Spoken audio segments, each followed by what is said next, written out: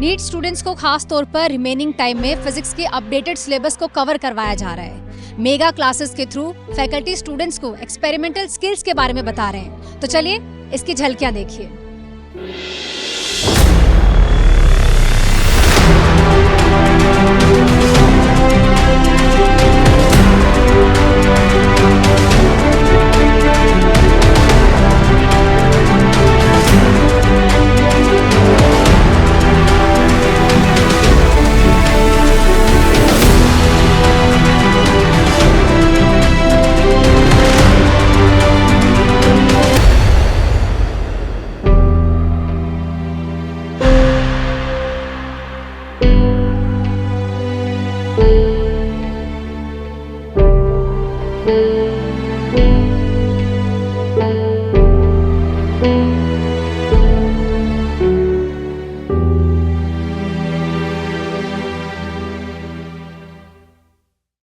तो चलिए mega classes के बारे में और डिटेल से बात करते हैं। मेरे साथ अजय जांगीर सर है। सर बहुत बहुत स्वागत है आपका। Thank you madam.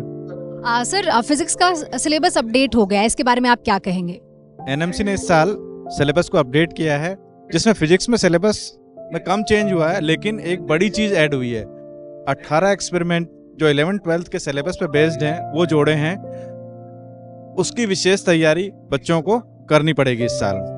Sir exam में समय बहुत कम है और नीट एग्जाम एक बहुत बड़ा एग्जाम है, और ऐसे में कैसे ये थॉट आया दिमाग में कि इस सिलेबस को कवर करवाने के लिए मेगा क्लासेस रखी जाए ताकि बच्चे इजी वे में समझ भी पाए? बच्चों को हमने ये बुकलेट भी दे दी थी एक्सपेरिमेंटल स्किल, जिसमें 18 प्रैक्टिकल्स की थ्योरी समझाई है। उस पर बेस्ड जो क्वेश्चन आ सकते हैं वो समझाए हैं। इसके अलावा हमने एलन डिजिटल पे इन एक्सपेरिमेंट्स के वीडियोज अपलोड कर दिए थे, जिसमें सेल्फ एक्सप्लेनेटरी था, लेकिन फिर भी बच्चों की डिमांड आई कि सर हमें क्लास की नीड है। उस नीड को देखते हुए हमने ये मेगा क्लासेस अरेंज की है। ये सारे कैंपसेस में सब जगह चल रही है। इसमें सारे एक्सपेरिमेंट के बारे में डिटेल में बताया जा रहा है। उसके अलावा इस बुकलेट को भी डिस्कस किया जा रहा है। इसको अगर सॉल्व कर लेंगे तो डेफिनेटली जो एक्सपेरिमेंटल स्किल पे बेस्ड क्वेश्चन आएंगे उसमें वो एज ले लेंगे। एकदम से सिलेबस अपडेट होना और ऐसे में एक्सपेरिमेंटल स्किल पे क्लासेस प्लान करना एलन की तरफ से, ये डिसीजन कितना सही था और ये क्लासेस आपको कैसे हेल्प कर रही है? ये क्लासेस तो बहुत हेल्पफुल है। वैसे ये सर ने जिस तरीके से बताया वो काफ़ी बेनिफिशियल रहा हम सब के लिए, और यहाँ पे आके लगा कि हाँ ठीक है, अच्छा है। जब हम यूट्यूब वगैरह पे पढ़ते हैं, जैसे कि अचानक हमारी सिलेबस अपडेट हुई, सबसे पहले कि हम बहुत कंफ्यूज थे क्या पढ़ना है, कैसे पढ़ना है, नहीं पढ़ना है। मतलब we were literally we didn't know how to study. तो फिर सबसे पहले तो हमें जो मॉड्यूल प्रोवाइड की गई उसमें भी हमें पता नहीं चला कि हमें कैसे पढ़ना चाहिए। तो फिर ये जो सेशन हुई it was very beneficial for us. हाँ, क्लासेस तो इंटरेक्टिव थी, और साथ ही साथ में ये भी पता चला कि मतलब अगर एग्ज़ाम में क्वेश्चन आ रहे हैं तो किस टाइप से आएंगे और कौन कौन से टॉपिक ज़्यादा इम्पोर्टेंट है ना। और मतलब अभी जो नया सिलेबस आया है उससे हमको बिल्कुल भी नॉलेज नहीं था कि अगर क्वेश्चन आएंगे तो मतलब किस टाइप से आएंगे और कैसे हमको इसको पढ़ना है। लेकिन इस क्लास से तो मतलब समझ आ गया कि किस टॉपिक पे ज़्यादा ध्यान देना है। सर एलन स्टूडेंट्स को क्लास में पढ़ाने तक ही सीमित नहीं है, अगर कोई भी चेंजेस होता है तो भी एलन का पूरा सिस्टम मुझे लगता है स्टूडेंट्स के साथ खड़ा रहता है, और इसी का एक एग्जांपल है ये क्लासेस, जिसके थ्रू जो भी अपडेट हुआ है सिलेबस उसकी तैयारी भी स्टूडेंट्स को करवाई जा रही है। देखिए मैडम, इस बार जो एनटीए ने नया सिलेबस डिज़ाइन किया है उसमें उन्होंने 11th के पार्ट के 10 यूनिट्स दिए हैं और 12th के पार्ट के भी 10 यूनिट्स दिए हैं। और स्पेशली जो उन्होंने 12th वाले पोर्शन में यूनिट दिया है वो परफेक्टली एक्सपेरिमेंटल स्किल्स पर बेस्ड क्वेश्चन है। तो आप ये मान के चलिए कि वहाँ से अगर हम रेशो के अकॉर्डिंग तो 2.5 क्वेश्चंस बनते हैं, तो आप ये मान के चलिए और एटलीस्ट 2 या 3 क्वेश्चंस तो वहाँ से आएंगे ही आएंगे। और सबसे बड़ी बात ये होती है कि अगर प्रैक्टिकल ओरिएंटेड क्वेश्चंस आता है और बच्चे ने अगर केवल थ्योरी किया है और उसको एक्सपेरिमेंटली नहीं देखा है, जैसे बच्चे ने ट्यूनिंग फॉग नहीं देखा है, रेजोनेंस ट्यूब नहीं देखी है, या स्क्रू गेज वर्नियर कैलिपर नहीं देखा है, तो जब एग्जाम में क्वेश्चन आएगा तो उतना कंफर्टेबल नहीं होगा। लेकिन जब वो उन्हीं चीज़ों को प्रैक्टिकली देख लेता है, और आपको ये भी पता है कि अगर किसी चीज़ को हम प्रैक्टिकली देख लें, यानी हमारी जो विजुअल मेमोरी होती है वो हमेशा किसी भी ऑडियो मेमोरी से या एक सिंपल हमारी पढ़ने वाली मेमोरी से बहुत लॉन्ग लास्टिंग होती है। तो अगर बच्चा इन चीज़ों को एक बार देखेगा तो डेफिनेटली वो एग्जाम तक इनको रिवाइज ना भी करेगा तो डेफिनेटली अगर इस तरह का क्वेश्चन आएगा तो ईजिली परफॉर्म कर पाएगा। सर एलन सिस्टम का क्या थॉट रहता है, क्या विजन रहता है ऐसे में, क्योंकि एग्जाम में बहुत कम समय है और स्टूडेंट्स को सही समय पे गाइड करना भी बहुत ज़रूरी है कि क्या पढ़ना चाहिए, कितना पढ़ना चाहिए और क्या नहीं पढ़ना चाहिए? देखिए मैडम, जिस तरह से पिछले 3 या 4 साल से अगर हम देखें तो नेक टू नेक कॉम्पिटिशन है और हर कोई बच्चा 720 की तरफ बढ़ने की कोशिश करता है, और ऐसी कंडीशन में जहाँ एक क्वेश्चन का बहुत इंपॉर्टेंस है, तो सिस्टम इस बात को ध्यान में रखता है कि अगर मान लीजिए 2 या 3 क्वेश्चन अगर बच्चे के मिस हो गए, और स्पेशली खास तौर से अगर ये मान के चलिए कि अगर वो क्वेश्चन सेक्शन ए में आए तो this question has to be done, आपके पास कोई ऑप्शन नहीं है। चलिए बी में आ गए तो आप छोड़ सकते हैं, लेकिन अगर ए में आ गए तो करने ही पड़ेंगे। अगर मान लीजिए एक्सपेरिमेंटल स्किल्स का क्वेश्चन अगर तैयार नहीं करवाया सिस्टम ने, और अगर वो मान लीजिए बच्चे के ए सेक्शन में आ गया और बच्चा उसे अटेम्प्ट नहीं कर पाया, तो उसका इंपैक्ट ना केवल फिजिक्स में बल्कि पूरे पेपर के ऊपर पड़ेगा। तो सिस्टम ने इस चीज़ को ध्यान में रखते हुए बच्चों को जो चीज़ आने वाली है उसके लिए पहले ही प्रिपेयर कर दिया है। एक बुकलेट एलन ने बच्चों को दे दी है बहुत पहले ही, और अभी जो क्लासेस चल रही हैं जिसका पीछे आप देख भी सकते हैं, इन क्लासेस के माध्यम से कोशिश करें कि बच्चों को एक्सपेरिमेंटल स्किल्स को प्रैक्टिकली दिखा दें, लाइव दिखा दें, ताकि बच्चे जब एग्जाम में क्वेश्चन आए तो बहुत मेंटली रिलैक्स रहें और इजीली सॉल्व कर पाएं क्वेश्चन। अच्छा, कौन सा एक्सपेरिमेंट है जो आज आपने देखा और आपको हमेशा याद रहने वाला है?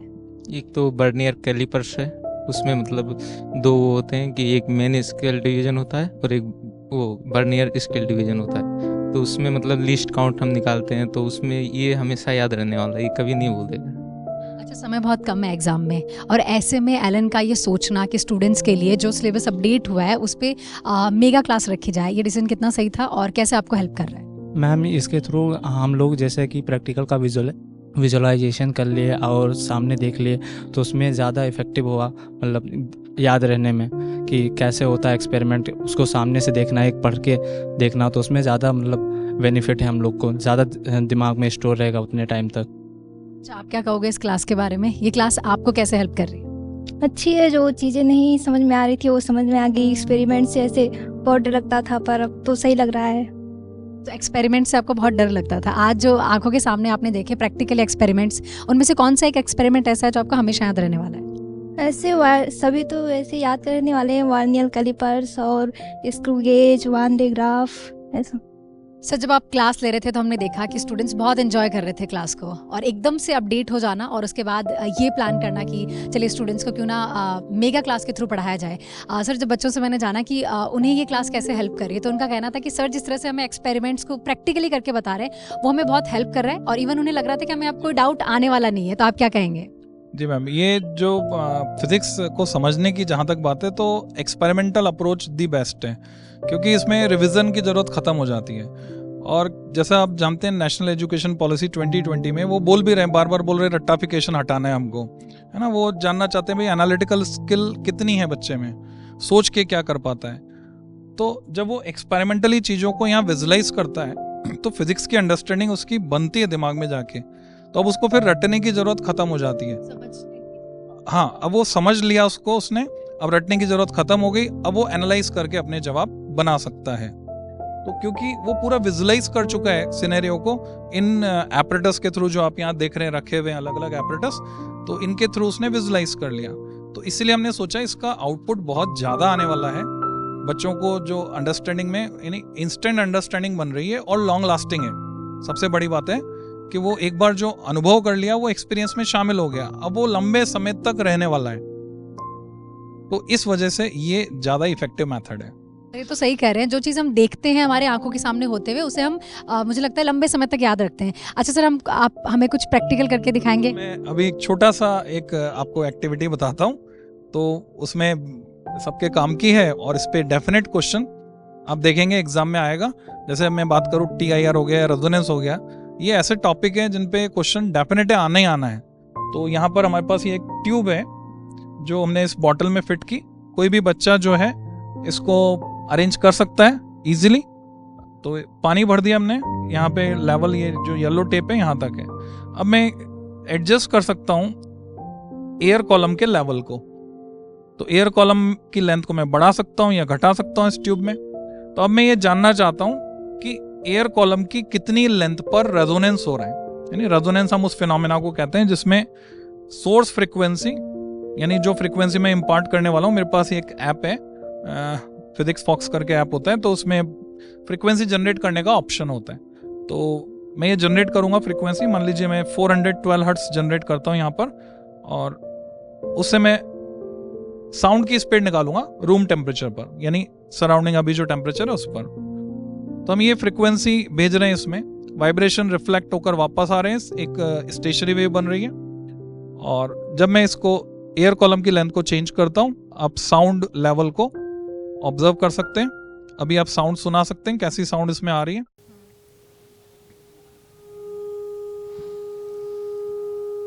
और जैसे ही रेजोनेंस वाली कंडीशन तक हम पहुंचेंगे,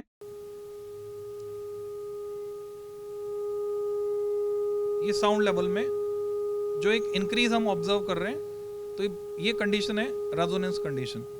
इससे ज्यादा अगर मैंने एयर कॉलम की लेंथ को बढ़ाया तो रेजोनेंस कंडीशन फिर से खत्म हो जाएगी। तो अब हम क्या करने वाले हैं, हम इस लेंथ को नापेंगे स्केल से, और स्केल से नापने पर हमें पता चलता है कि ये एयर कॉलम की जो लेंथ है यहां पर वो है 20 सेंटीमीटर अराउंड। अब जिन्होंने फिजिक्स पढ़ी वो जानते हैं कि एंड करेक्शन भी इसमें लगाना होता है, तो 0.3 टाइम्स डायमीटर या 0.6 टाइम्स रेडियस अगर मैं इसमें एंड करेक्शन लगाता हूं तो इस लेंथ को हम अराउंड 21 सेंटीमीटर मान सकते हैं।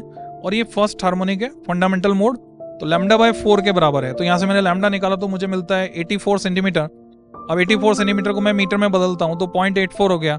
अब जो फ्रीक्वेंसी मैंने यूज की थी वो 412 थी, अब मैं मल्टीप्लाई करूंगा 412 इंटू 0.84 सॉरी।